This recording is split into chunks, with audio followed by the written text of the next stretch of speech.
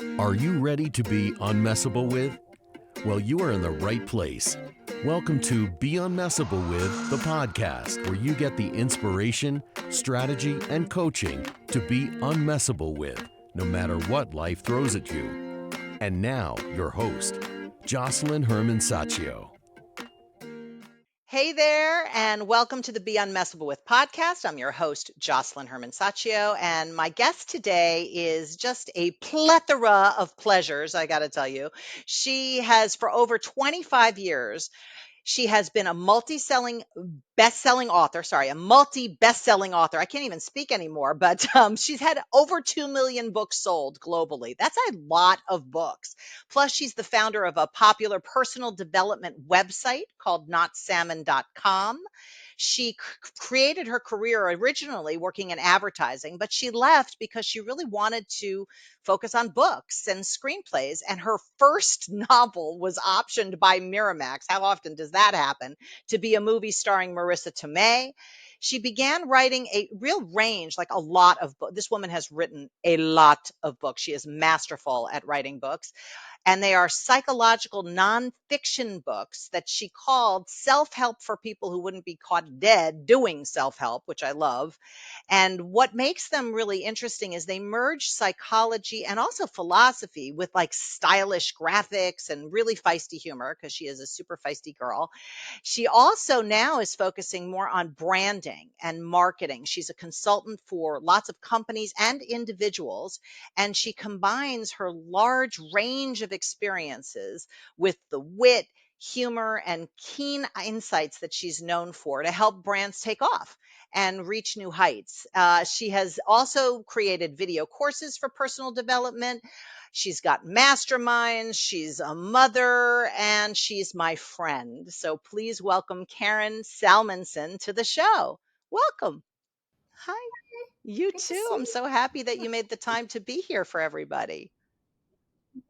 For I you, feel the of same way for course. you. So there you go. So tell us kind of how you ended up doing what you're doing. I gave a thumbnail, but really like a little bit about your journey from, advertising to self-help to being a branding expert, which does sort of make sense with the advertising, but tell us about how you ended up here. Um, well, when I Yes. was a kid, I we'll was go back born a a long child way. back in Yes, yes. back in the day, before there Yes, was sweetheart, when internet. we were walking two ways uphill to school with no shoes. When all the Yes. field back here, field. Um, I always loved psychology Yeah. and I loved humor. I used to read, my mom would pick up my dad from the train station, and there was this little like five and dime store, like really selling agent that I The would go to. Woolworths that we And used to go to.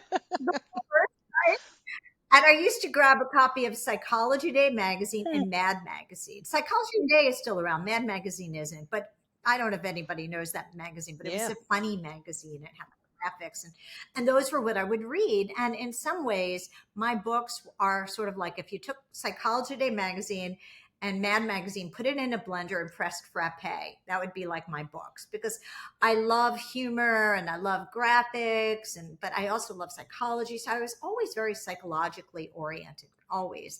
And even in college, I used to read Mm. self-help books, but I would rip off the covers because I didn't want anybody to see me reading them. And so then when I got into advertising, because I actually thought that would combine things that I loved, because I love psychology and I thought advertising was about psychology, but I love design and graphics and I love writing. So I started off as a writer and a creative director, like doing both writing and design. And it was also psychological, like how do you sell people?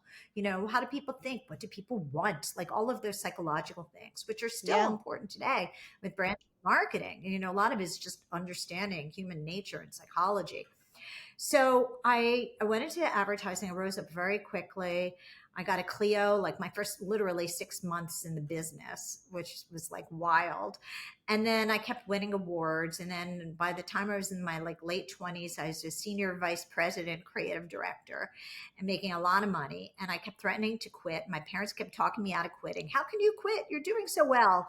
And I would say, well, that's how Yes. I can quit. If I was I'd be afraid to quit, but I figure there's sort of like a zen of one's being. And if I'm doing whatever I'm doing here, it's something I don't want to do, because at that point I realize politics, politics, politics, too much politics, and too many, like there would be focus groups, Yeah. and like it just isn't that much fun. And I had a boss that we used to joke. He would say, like, we joked, this isn't what he said, but we joked that it was as if he was saying, if you don't come in on Saturday, don't bother coming in on Sunday. Because I was like working like the whole weekend. and and then I remember one time I was given this Kraft mayonnaise commercial to write with my art director, and on the day we got assigned it, his lovely wife found out she was pregnant, and his wife gave birth to a baby before we gave birth to a Kraft mayonnaise commercial. So it's easier to produce a live Wow. human being with fingers and toes than a commercial, because it was like focus group help. Well, anyway, long story short, I quit to write a book, and that was my novel. And then that did really well. And then because I always loved psychology, and I did a couple of other books too before this, but then I thought, you know what, there should be self-help for people who wouldn't be caught dead doing self-help, because I would still reading the books with the covers off. And then I came up with the idea for my book, How to Be Happy, Damn It. And I told my then agent about it, and she could not see the book, because first of all, self-help book with the word Right. damn it on the cover, back people weren't That's like cursing on book covers blasphemy, like you know? now. Yes, on a self-help book. And then I was like, and it has design and pictures, and like there weren't books like that back then. But because I was a creative director, I could visualize it. So I let her go in a nice way, because I actually did like her. And then I put together the whole book, creative directed it from beginning to end, and then found an agent, and then went out and sold it. And there was a bidding war, and then it came out. That was How to Be Happy, Damn It. And it was a big best-selling book for a couple of years in a row, Urban Outfitters best-selling book. And then after that, I started to do more books like that. And now everybody's cursing on book covers, and there's so many people that have like these very high design books in psychology. So now it's more normal. Yeah. But back then it was really strange. I don't blame my agent for not being able to like comprehend that kind of a book. But and then I just started doing more Yeah, books like and you that. don't just do books. I mean, because, I know you for a long time, and you do posters. Your whole social media presence is very connected to that kind of learning, but it doesn't feel like you're learning. It's entertainment, but it's infotainment and it's transformative, blah blah blah blah.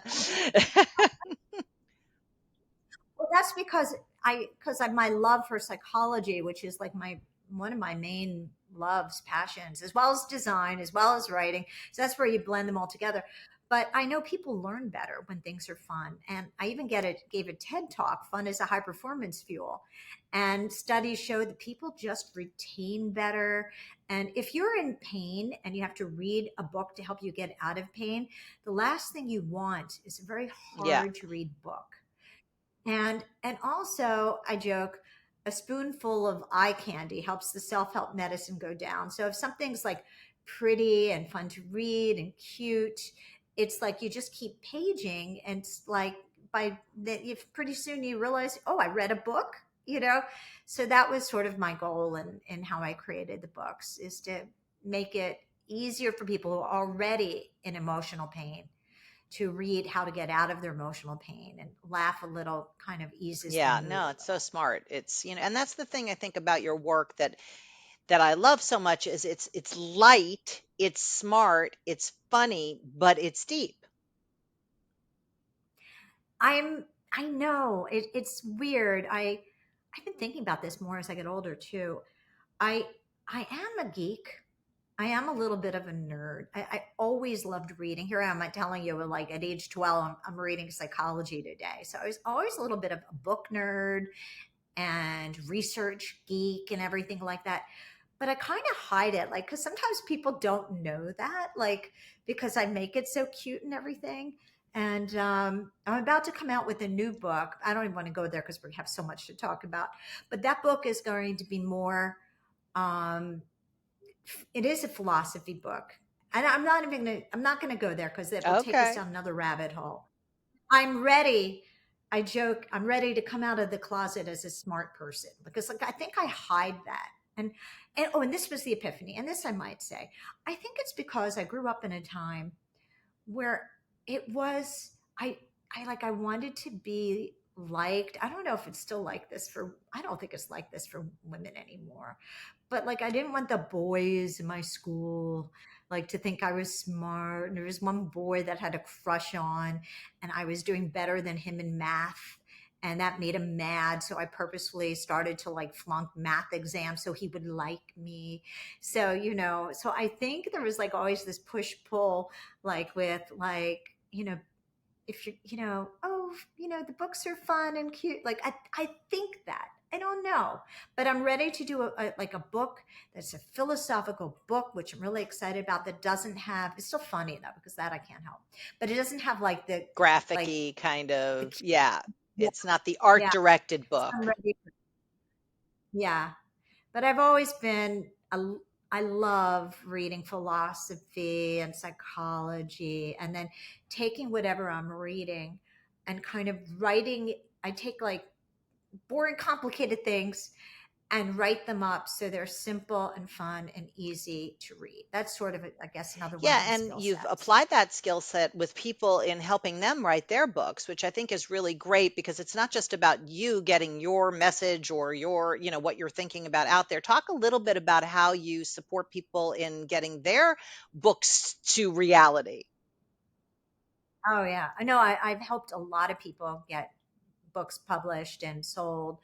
And I really, because of this, I've sold so many books at this point to different publishing houses. I love helping people do that and drilling down on what their idea is. I have this system that I call finding your singular prong because a lot of first time authors, they try to like shove everything into one book and that doesn't work. It doesn't work for the Mhm. reader themselves if it doesn't have a singular prong. Also doesn't help with the marketing. So I give you the example of if I had a bouquet of sharpened pencils, like a whole bunch of them here, like 30 sharpened pencils, and the points were really, really sharp. And I bounced my hand up and down on it. It would hurt, but it wouldn't hurt that much. But if I had one pencil with a sharpened point and I bounced, it would Mm. hurt a lot. And you need to have a singular prong in your book and something that really stands out in the marketplace. So, like, I help people to drill down and understand well, what is your one point, like literally point, that you want to make in this book? And that helps them become, a lot of them become bestsellers. I've done that Yeah, for a and I bunch of think that people. mirrors what you're saying about taking something complex and making it simple. It's very much in that wheelhouse of being able to Yeah. simplify somebody's, oh, I want to write a book. Because so many people, oh, I want to write a book, but they don't know where to start. And I can say to those of you listening, if that's something that you're dealing with, Karen's a perfect place to start. And she won't work with you if she doesn't think she's going to be able to support you in bringing it to market. It's not just like, oh, yeah, let me take, and she doesn't take that many people on every year. So if you do have a passion that you want to, express and make a difference within a book, definitely you are somebody that I think people should know about. And it's not something you publicize that much. Because I'm very selective about who I take on. And because I also, once I take you on, I, I joke that like a book is not just a book, like, who is it? Like Magritte, the surreal painter, where he shows like an umbrella and he says, "This is not an umbrella." Do you know No. those paintings, those surreal paintings? Yeah, he's an old surreal painter from way back when. So I kind of think sometimes like a book is not a book. A book is a platform. A book is just the beginning of it. A book is speaking engagements, workshops, things that make a ton of money. And a book will make money, but a book leads to like consulting, like so much more. So a book is not just a book. So when I work with someone, because I also think like in branding, and I think like five trajectories at the same time. Okay, this is your book. Now, how will that work? Like at the customer journey of it, for what else do you want from this book? And then we plant those little seeds inside the book just so this is how this could be a workshop. This is how this could be speaking engagements up the wazoozy for you. This is how, and we kind of figured that out and help them with their branding at the same time. So it's a really deep work relationship when I take And if somebody on. somebody isn't interested in writing a book, but they still have marketing and branding intentions or goals, how do you work with people to support that? I love doing that too. Well, I have masterminds that I have just a few times a year. And I think by the time this airs, my mastermind is done because I'm taking off for the summer. But those are great. And I have on my site, I also talk about I call it brand honey. And I'll give you the honey that brings in the money, where it makes your product sticky, where people want it, attracts them and it sticks with them, it stays in their mind. And I help people first. I start off and I do like an audit and inventory on your brand and business. So I do a deep dive and I touch every touch point in what you're doing. And then I look at everything, your website, search engine optimization. I I actually know you love taught yourself SEO. SEO. I remember when you were learning all that, it was wild. Yeah. Yeah. So, and I think that has the highest conversion rate, because when people, they're in their pain point when they're on Google searching like emotional eating, narcissistic husband, whatever it is, they're in that Not that we pain know point. anybody who deals with any of those things. Yeah, I know. So anyway, and often they That's come together. Narcissistic husband leads to emotional eating. But but when they find you through a Google search, they're like, oh, I needed this, right? But if you just like put up a post or even ads on social media, it's just kind of flying by in a news feed and they're not necessarily looking for that in that exact moment. And SEO is perfect because it's really the best matchmaker. They are looking for exactly yeah. what you have, and you are actually doing them a favor. You're not even like doing sales, you're doing them a favor because they really want Mm, what you have.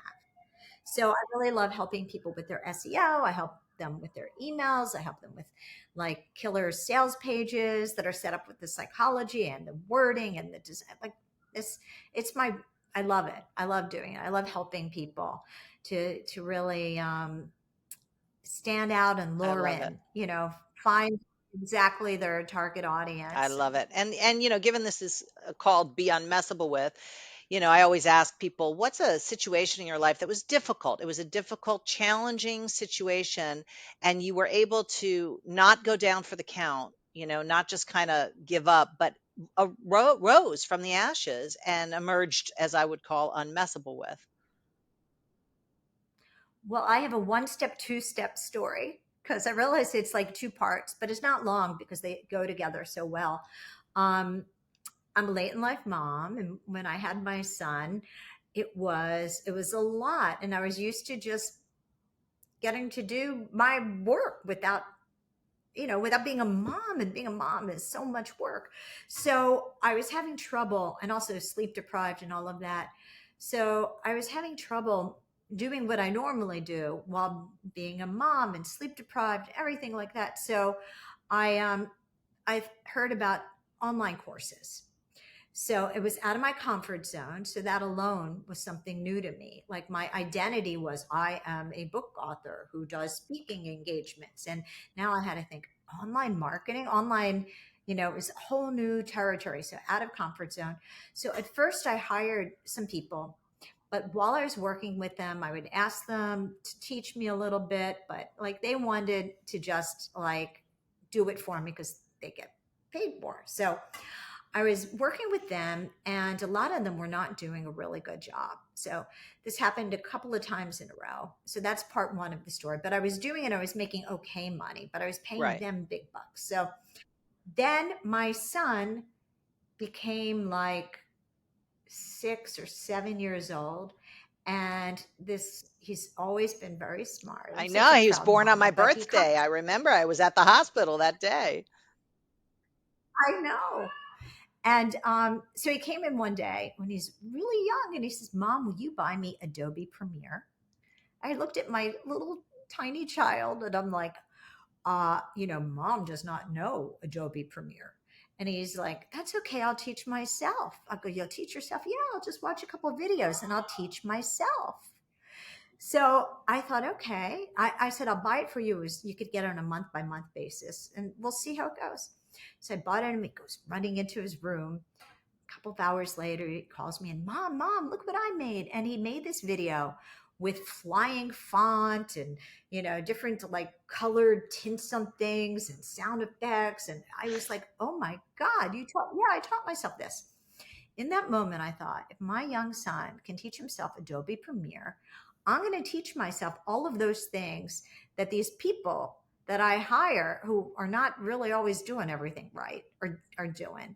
And that's when I taught myself search engine optimization, how to set up sales pages, how to set up email sequences. And it's actually was because of my son showing me and making me feel aware that I think I was telling myself, oh, I'm too old, some what I call blame excuse, like, oh, at my age, I'm not good at this new technology. And I'm thinking at his age, he shouldn't be, so I thought age schmage or whatever. And then I taught myself everything. And that was my Yeah, unmessable and you story. can definitely hear one of the things that messes with people the most, and what I've discovered in working with people is limiting beliefs, whether it's too complex for me, or I'm too old, or like I had, you can't do your art as your career, which stopped me from pursuing a singing career until I saw it was a belief. And beliefs aren't really beliefs when they're the limit, they're the truth.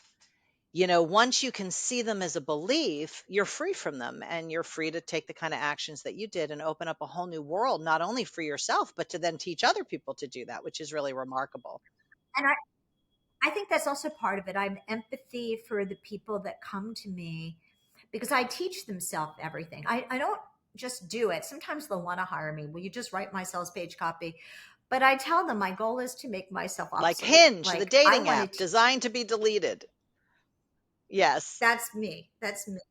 So I teach them how to do this and I hold their hand during the process because sometimes people just want somebody to walk you through it. And then I explain it out loud the way that I write, like in a way that it's like funny or like fun, and then they don't notice that they're learning stuff, and then the next thing you know, they're like, Karen, I made my own sales page, or oh, look what I did, and I get so Yeah, you excited taught me for how to them. use Thrivecart and do my first sales page, remember? Yeah, I was like, "Oh, how do you do it?" You're like, "I'll walk you through it. I'll walk you through it." I was like, "All right." And now I can make a sales page, and I don't. I have somebody who does it, but I can because I know how to do it. You Yeah. could, right? Yeah, yeah. So all of that, and it's fun. It's fun for me to teach them and watch them learn and grow and Yeah, everything like totally that. get it. And so Yeah. if you were to, kind of offer the people watching and listening like some action they could take today that would support them in up leveling their branding or their marketing, what would be an action that they could take just out of listening today? Okay. Well, to really understand your target audience first and foremost, to understand their pain points, their fears, their desires, and the transformation that they want. All of those things. That's where the psychology comes in. And then to make sure on the top of your page, which is called above the fold, like when people come, I mean, most people these days look on a phone, but they're still above the fold on the phone, that you're talking to them and not talking about yourself. So when I was in advertising, I described it to clients as, and I came up with the words for this, but intrinsic versus extrinsic. So intrinsic is if I had cookies, and I said 100% all natural ingredients, and I'm talking about what's in it, you'd be like, that's a smart ad for a cookie. The better ad for the cookie is healthier for you and your family, because I'm talking about what's in it for them rather than saying, I'm the best at what I do. And a lot of people put that up. And it's okay to mention that somewhere, but above the fold, you should also have what you can do for Perfect. them. And then back it up with the proof that you're the best to give that to them. But how can you help them should go there. And a lot of people don't have that above the fold on That's their brilliant. websites. And that's something everybody listening, you can do that today. You can alter your message Yeah. on Instagram or on your website or on your all your socials, LinkedIn, whatever it is, to Also important little bios like on Instagram, like where you only have like a certain amount of words to put in there. That reminds me of a quickie story that when I was in advertising and I was working on some cold medicine, and we used to do I did TV commercials, and we counted how many words we were only allowed. I think it was like 60 words in a 30-second commercial, is usually what it was.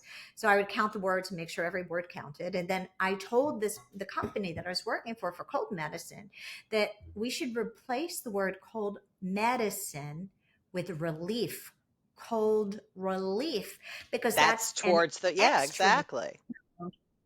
instead of an intrinsic one.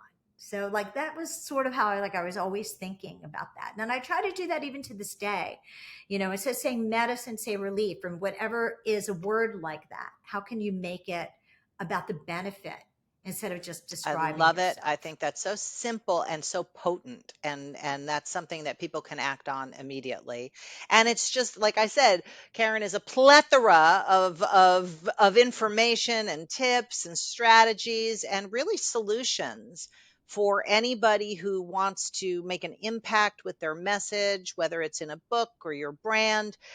She's really a treasure, and I'm so happy to be able to call you my friend. And Thank you. Right yeah, back at you. and Right back. where can people find you if they want to work with you and do all Well, sorts of stuff? sure. Well, my name is Karen Salmansohn, but everybody mangles Salmonson, and they're always going Salmonson. And so I would say not salmon, not salmon. So I decided that I would just make my website and my brand not salmon, like not the fish. So people could find me, because if they had to spell Salmonson, I'd get like three Exactly. people Jocelyn's the visiting my. same way. It's like my grandmother couldn't spell Jocelyn, so I just said, forget it. It's not worth it. Right, right, exactly.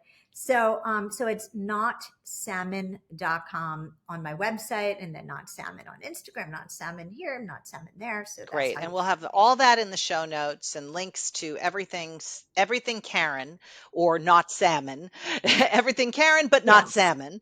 And if anything resonated with you, you learned something today on today's episode, please rate and review the episode and share it. Share it with anybody who is, committed to up leveling their brand, their marketing, or just, their vision, and maybe even putting it in a book, and taking the someday out of someday I'll write a book, and actually get it done and get support. You don't have to know how to do it. Have to know who knows how to do it, and then go to them. And Karen is somebody who knows how to do a lot of things. So thank you again for being here, and Thank you for inviting always. me. And we'll have you back from time to time if you have things that you're working on and you want to share, like this new book that you alluded to. We'll do another episode on your coming out of the Oh, yeah. closet as a smart person. I like that. All right. Thanks, everybody, and see you on the next episode of Be Unmessable With. Thank you so much for tuning in to this episode of Be Unmessable With, the podcast. And I never take for granted that you've spent a little time with us today. And I want to make sure that you get value every time you do. So, in that spirit, I want to offer you my free Transcending Imposter Syndrome workbook. And this is, if anything around imposter syndrome messes with you, this is a way to disappear that whole thing so you can emerge unmessable with. I also look forward to hearing from you, any feedback and any ideas for future episodes that would support you in your unmessable with journey. Thanks again, and see you next time.